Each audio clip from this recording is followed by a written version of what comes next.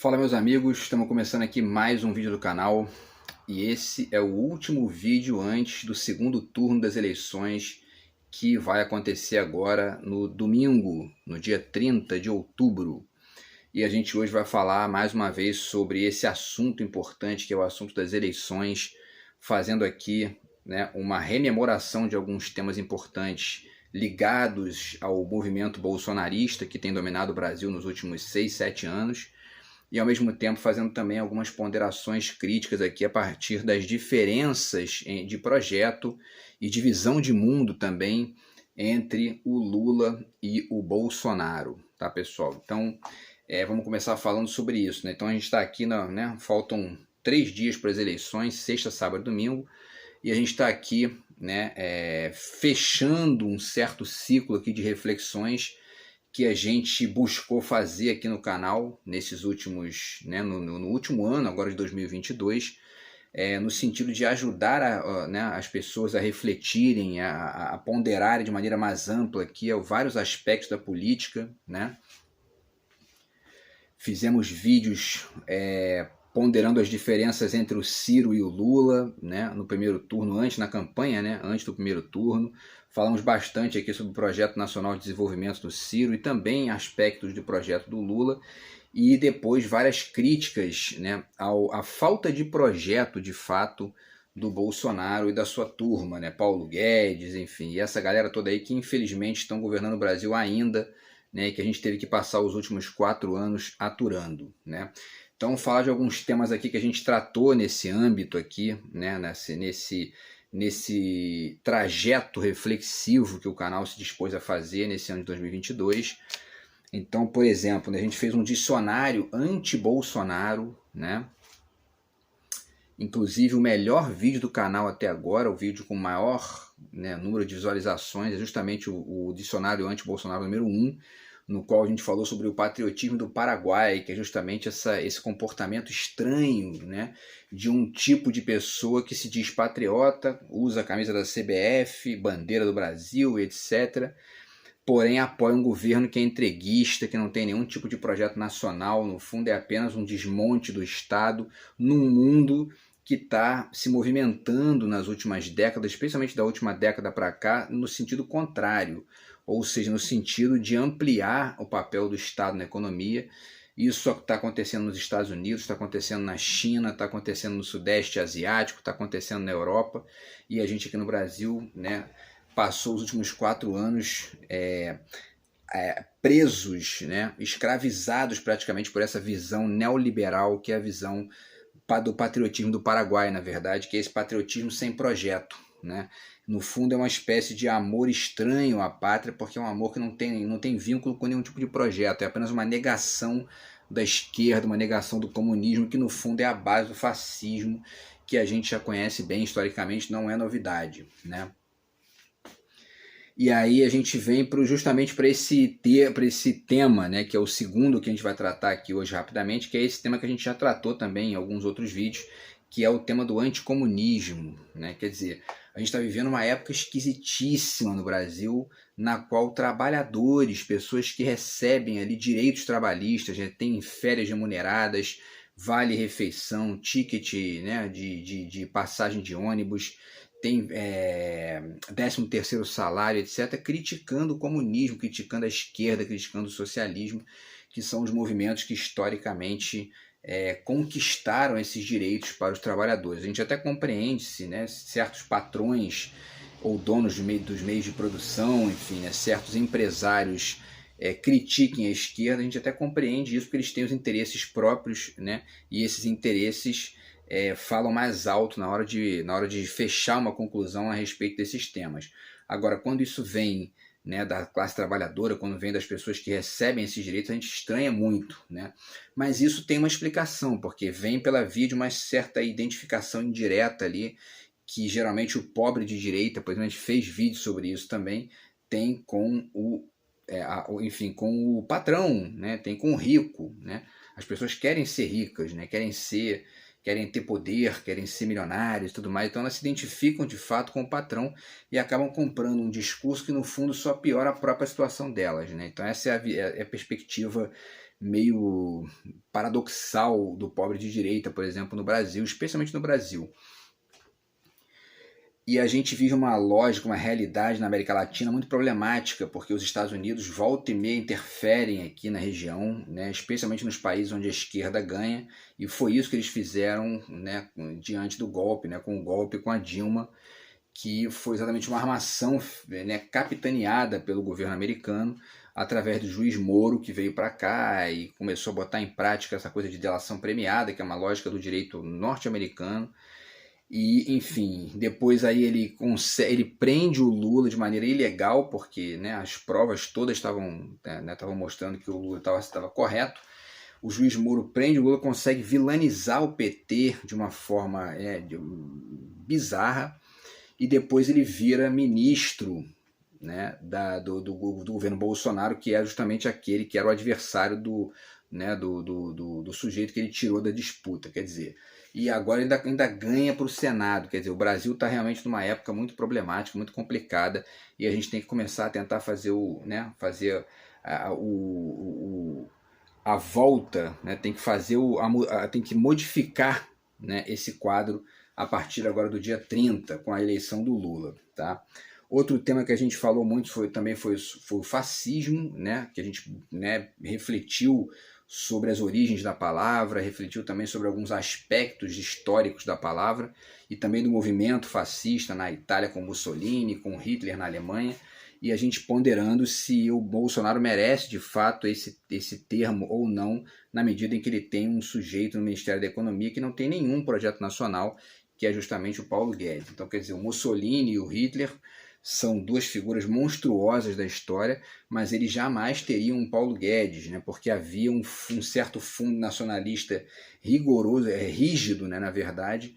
Rigoroso não é nem a palavra, é rígido mesmo, né, no fascismo italiano e alemão, e eles não teriam jamais um ministro entreguista como o Paulo Guedes. E aí é aquela história, por isso que fica meio esquisito chamar o Bolsonaro de fascista, né?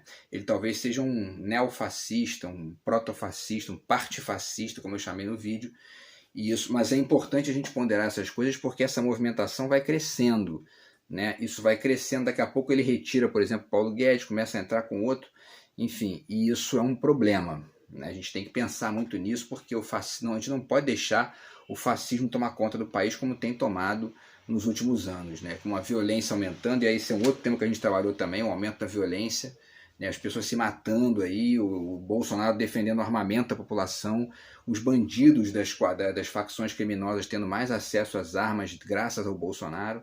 Quer dizer, tudo isso é um caldo de violência que vai ampliando aí as tensões no Brasil dos últimos anos, que acaba gerando inclusive mortes aí que a gente tem visto, né, infelizmente de maneira muito, muito recorrente, né, nesses últimos meses, especialmente agora no ano de 2022, né? Enfim, e tudo isso culmina, na verdade, com esse caso do Roberto Jefferson, que é um caso bizarro, né? O cara jogou granada na Polícia Federal e não aconteceu nada com ele, quer dizer, é uma gente assim que eles não têm limite mesmo, né? A gente tem que barrar o crescimento dessa gangue bolsonarista com a virada, né? A vitória do Lula, para que a gente possa fazer, na verdade, uma virada aí, para que possa modificar esse contexto, né? E a gente possa retomar o caminho civilizado de construir uma social-democracia, construir, enfim, um projeto que seja mais amplo para o Brasil com o Lula e o PT. Tá? A gente falou também sobre essa coisa do antissistema, né, do Bolsonaro ser eleito dizendo que ele é antissistema. Não, eu sou antissistema, né, e tudo mais. Quer dizer, uma balela completa. Como é que o cara pode se dizer antissistema e colocar um sujeito como Paulo Guedes, lá, que é um dono de banco, né? E teve gente que acreditou nessa retórica antissistema. O diretor do Tropa de Elite, que eu agora esqueci o nome dele, mas ele veio a público agora, tem uma semana mais ou menos, fazer um vídeo para criticar as conexões que o Bolsonaro, né, criou em relação ao Tropa de Elite. E, na verdade, o Tropa de Elite 2, especialmente, ele coloca na superfície do filme, né, na parte mais evidente do filme, a questão das milícias com as quais o Bolsonaro tem conexão profunda, a gente sabe bem disso, né? E, enfim, então não tem, né, o Tropa de Elite não tem a menor conexão com Bolsonaro, senão como uma figura muito próxima das milícias, né? E aí também a questão das fake news também foi uma questão muito evidente nos últimos anos, cresceu demais esse problema das fake news, as notícias falsas, né, as invencionices com mau caratismo, né, com intenções escusas de caluniar, difamar pessoas do polo oposto, que é justamente a esquerda, né? Uma quantidade gigantesca de mentiras, todo dia tem uma mentira diferente, a gente fez alguns vídeos falando sobre isso aqui também, falando sobre as mentiras do Bolsonaro, que inclusive ganhou o apelido aí de Pinóquio do WhatsApp, né? Porque é isso, né? Ele dissemina mentiras por essa rede social, o WhatsApp, que o WhatsApp é um pouco mais difícil de controlar, né? Porque é uma rede fechada, privada, então é muito difícil de controlar as mentiras dentro dessa rede, né? E aí as mentiras de vários níveis, a gente falou de várias mentiras criadas pelo governo Bolsonaro também, quer dizer, mentiras de mamadeira de piroca, kit gay, enfim, né? E a caixa preta do BNDES, o gás a R$ 35, e uma série de outras mentiras que eles inventaram na campanha de 2018 durante o governo Bolsonaro, e é todo dia uma mentira diferente, todo dia um factoide diferente para poder retirar de cena as verdadeiras questões importantes do Brasil, que são as questões da economia, né? Então, enfim, a gente tem que lutar contra tudo isso, né? Agora, no dia 30, fazer o Lula vencer para poder vencer as fake news, vencer o patriotismo do Paraguai, vencer o fascismo, vencer o anticomunismo, vencer a violência, né? E vencer essa ideia tosca de antissistema, como se eles fossem de fato contra o sistema, quando na verdade são uma adequação maior. O próprio Bolsonaro, né? Na época da campanha, ele e os filhotes dele dizendo que não, porque, né, o Centrão, né, quero ver quem é que vai fechar com o Centrão, e hoje ele mesmo diz, eu sempre fui do Centrão, quer dizer, o tal Centrão que no fundo a gente sabe que essa palavra nem existe. Na verdade, o grupo político que é chamado de Centrão é no fundo a direita que perdeu a eleição e fica barganhando depois cargos, emendas, dinheiro, né, enfim. É justamente o fisiologismo brasileiro que o Ciro atacou tanto na campanha dele e que agora o Lula vai ter que dar um jeito, né, de minimizar esse poder do Centrão através de uma estratégia política importante que ele possa tentar criar aí, né? E aí, assim, vamos para as diferenças, né? Falar um pouco das diferenças, vamos ver o tempo aqui. Vamos falar um pouco das diferenças entre o projeto do Lula e o projeto do Bolsonaro, né? Investimento público, por exemplo, o Lula já se colocou a favor do investimento público, né? já se colocou a favor aí do aumento do uso do dinheiro público para fazer investimentos, para ampliar as obras, e isso acaba ampliando os empregos também, amplia a circulação de capital e amplia a economia do país, né? Então, assim, existe essa diferença muito importante entre os projetos da esquerda e da direita. A direita busca sempre fingir que está diminuindo imposto, mas no fundo eles aumentam inclusive a carga tributária, como foi o caso do Paulo Guedes agora, quer dizer, no último ano fiscal, o governo Bolsonaro aumentou a carga tributária para a maior taxa dos últimos anos, né? Nem isso eles fazem direito, nem isso eles fazem de maneira correta. Então, quer dizer, vendem a ideia de neoliberalismo, de Estado mínimo, mas eles vendem as estatais e tem que pegar esse dinheiro de algum lugar para poder suprir os gastos e acabam fazendo o quê? Aumentam a carga tributária. Então, quer dizer, né, nem isso eles sabem, nem o neoliberalismo que eles vendem eles conseguem fazer direito, né? E aí tem a questão do emprego também, né? A gente faz a comparação aí dos governos do Lula e da Dilma, que aumentaram radicalmente o emprego nos últimos anos, para os governos pro Temer e Bolsonaro, que aumentaram, na verdade, o desemprego, né? A gente tem aí, né, a gente pode até citar aquela frase que é muito usada pelos bolsonaristas, que nunca foi tão fácil escolher, né? Quer dizer, o governo que gera emprego, que é o governo do Lula, contra o governo do desemprego, que é o governo do Bolsonaro, do Paulo Guedes. Tá, pessoal? E aí tem também a questão do salário mínimo, que agora o governo Bolsonaro já soltou uma bomba dizendo aí que vai desindexar o salário mínimo, vai acabar com a conexão que existe com a inflação para poder justamente ter um reajuste mais justo, né? E isso vai afetar a vida de todo mundo, vai afetar o custo de vida, vai afetar o dinheiro dos aposentados, vai afetar, enfim, a grana que você, né, que sobra para você comprar um negocinho um pouco melhor no supermercado, eles vão acabar com isso também se eles forem reeleitos, mas eles não serão. A gente vai derrotar o Bolsonaro nas urnas agora, no dia 30, né, no domingo, tá, pessoal? A questão da Lei Rouanet também é importante, porque o governo Lula sempre investiu, né, em apoiar a Lei Rouanet, em apoiar as empresas que buscam investir em cultura no Brasil. Tinha o Ministério da Cultura que foi eliminado pelo Bolsonaro, rebaixou o Ministério da Cultura a uma secretaria, colocando pessoas ali sem o menor tato para poder lidar com a questão. Regina Duarte, Mário Frias, pessoas que na verdade estavam ali fazendo o papel realmente de destruir o Ministério, destruir essa questão tão importante que é a questão cultural no Brasil. E o Lula, na verdade, na época em que ele teve, né, os seus 2 primeiros mandatos, a gente tinha o Gilberto Gil de ministro da Cultura, só isso, né? Então, quer dizer, só essa comparação fica muito fácil escolher entre Gilberto Gil e Regina Duarte, né? De olho fechado a gente vai no Gilberto Gil, que é uma figura muito mais inteligente, muito mais capaz, né? E muito mais conectada com a ideia da cultura do que Regina Duarte, né? Enfim. E aí tem a questão da educação também, porque o PT fez 17 ou 18 universidades públicas nos anos, né, nos 12, 13 anos de governo do PT, enquanto que Bolsonaro não fez nada, absolutamente nada, apenas ficar colocando a culpa nas universidades públicas, né, de uma inoperância que no fundo é a inoperância da direita brasileira, que não tem projeto para a esfera pública, né, pessoal? E aí, finalizando, tem a questão da Petrobras, né? A questão da Petrobras é importantíssimo também a gente ponderar essa diferença, porque é uma diferença que influencia uma série de questões ligadas ao Brasil e ligadas à economia brasileira, o preço da gasolina, o preço do diesel, o preço do gás, o preço da comida, né? Porque os caminhões que vão levar os alimentos nos supermercados, eles gastam com combustível e embutem esse preço maior do combustível nos alimentos que a gente está pagando no supermercado também mais caro por conta da diferença, justamente a diferença da política de petróleo.